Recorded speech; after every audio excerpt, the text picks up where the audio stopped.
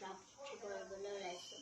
কবিতাটোৰ নাম ভাং ভাং ভাং কবি কৃষ্ণপ্ৰসাদ ৰাভা। আৰু মই গোটেই প্লে কৰিম যি ভাং ভাং সেইবিলাক প্লে কৰিম মই। আপোনালোকে চাই ভাল পাব মই কামনা কৰিছোঁ।